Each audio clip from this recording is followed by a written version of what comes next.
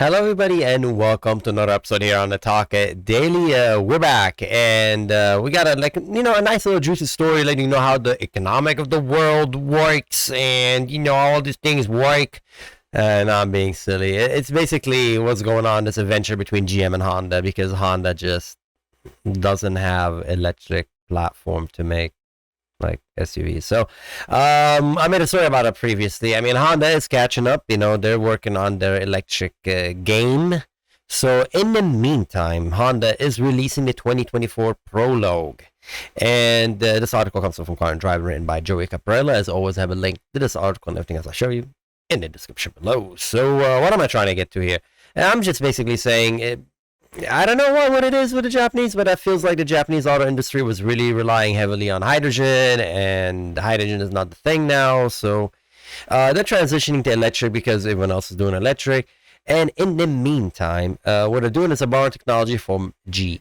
This is basically a Chevy Trailblazer. It's just going to have a different body, and that body is the Honda body. So I'm going to read you straight from the article, saying that Honda has released the first image of the 2024 Prologue interior and exterior design. This new EV crossover is a collaboration with General Motors and share component with Chevy Blazer EV. The battery, the underpinning, pretty much what makes the car roll. The Prologue will go on sale in 2024 and will be followed by other Honda EVs in 2026 and 2027. So, if you're interested in the new Chevy Blazer but aren't a fan of styling, the article is on saying Honda will offer an alternative in the form of the 2024 Prologue. The two mid-size SUV EV share an underpinning, powertrain, and battery packs, but will feature different design inside and out, with Honda presenting a cleaner look compared with Blazer, evident by the new photos. Okay, the word cleaner, pretty, that's all up to you. The consumer, you like, you buy. That's on you. I don't like those words. I just think, as long as the car doesn't look like, what's that car from Breaking Bad? Yeah, that one, the Aztec. If it does, that with a Pontiac Aztec, that's one of those cars when you look at it and you're like what? I don't know. Anyways, beauty's in the eye of the beholder, so whatever. Moving on. So I was kind of interested in this. I'm looking at those shots. I'm like, okay, does Honda has this car in their lineup? So lo and behold, yes, they do. So here's its from Honda. And I'm going to make this smaller so y'all could see it. You share this. Alright, so this is from Honda website. This is Honda automotive, what is it? Automobiles.honda.com, honda.com. So if you go on electric vehicles, future vehicles, you'll see this article. Bam, there it is. And here's the car. I'm like, sweet, they have it. So I'm going to read straight from Honda, because Honda doesn't mention anything, of course, about the GM. And I say the word, of course, I think it's just due to the fact that there has to be, obviously, a... ask my friend, he works for Honda, but he doesn't want to say anything. But they're kind of behind. Honda is really pledging to go 100% electric in 2050. I forgot the president of Honda said 2050 or something like that. When they'll be fully electric, no gasoline combustion engine. But currently, where they're at, they just do not have the platform to make this kind of an SUV. So they got it from GM, and GM got their house in order. So it's probably a collaboration between the two companies. I don't know how long it's gonna extend for, but this is not the first time it happened with car. That's happened a lot. I remember there was the Honda Odyssey that had like a Suzuki engine or something. Isuzu. There was always like a mix, between Ford and Mazda. That stuff happens all the time. So but to me, it's kind of interesting to see that it's happening in the electric platform. And again, I don't see Honda being very strong in the electric leading. And most of the Japanese car manufacturers not really that strong, as I said, in the electric battery. I'm not saying they're not going to be, or they're not going to will be. It's just currently as they stand is, companies like Tesla are far ahead. Now, moving on from, this is from the article right here, saying the fully electric 2024 Honda Prologue SUV heralds a new era of electrified Honda vehicles.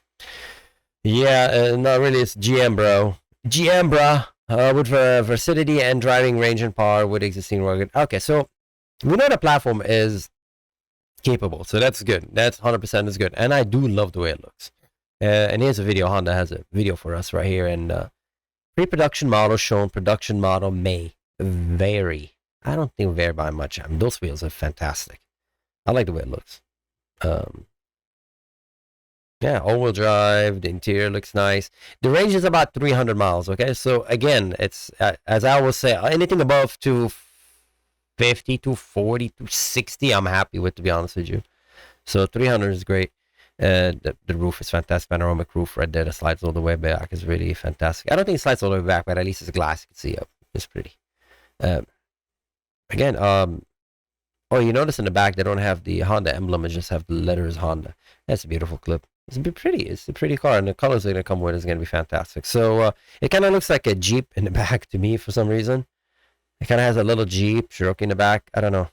It says Honda. This is kind of new. Usually we have a Honda emblem, not the letters like that. Honda. Honda. So let's look at the gallery. And here to have a picture of the galleries, and you could tell like there's some cyberpunk going on over here, and there's always that disclaimer: digital rendering of the 2024 Prologue with Prologue Elite with all-wheel drive. This is a digital rendering; it's not the actual vehicle. And honestly, I don't know why they still have those openings here. I don't want to do what a Tesla did with the light in the back. Click. I think that looks more cleaner. This is kind of old school. We don't need that anymore, but I don't know, it's probably the engineering, the design of it. So I'm nitpicking, but I do love the wheels. I love the interior of Honda. Honda has a beautiful interior, and these wheels are fantastic. I mean, I love the Alfa Romeo wheels, the circle with the circles that look like the old school dial phone, the rotary phone. I love those wheels. Of course, I like the 911 wheels, and then by the 911, like the 70s wheels, and then these are pretty. These are really pretty wheels. Again, the back kind of looks. I don't know. I'm seeing a Jeep in there for some reason. But it maybe just me.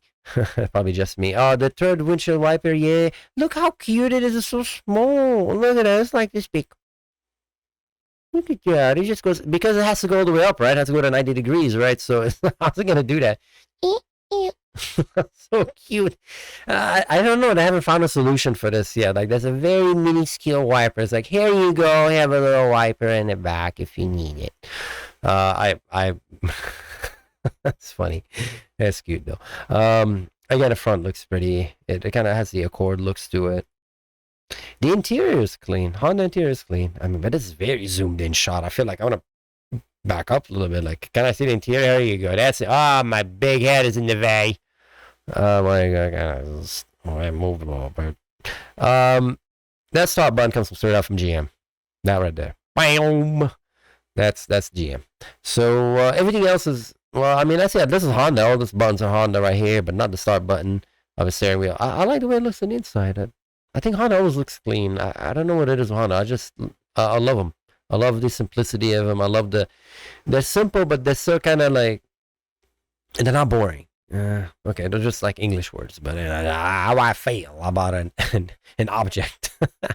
But anyway, this is pretty. So what does it say? It says neo rugged design for new age. I know those are just all like salesman words, but it's all good. So it's conceived by LA-based design team. LA, is that Louisiana or Los Angeles? I have no idea. I think it's Los Angeles. LA-based. Yeah, for real, right? I don't know. Anyway, LA-based design team. Sweet. Made in LA. Neo rugged styling with the 2024 Prologue nods the spirit to thoroughly modern SUV ready for adventure. Okay, bunch of words. So, what I think about this car, I'm going to go to car and driver, honestly, because I just want to get to the gist of it. Because Honda is not going to tell you a lot. Because, again, it's a brand new car. It's understandable. But, see, yeah, they don't have any summary on the bottom explaining. Yeah. They're basically just letting you know it's inside a Prologue will feature 2 large screen, 11-inch digital gauge cluster with 11.3-inch central infotainment touch screen.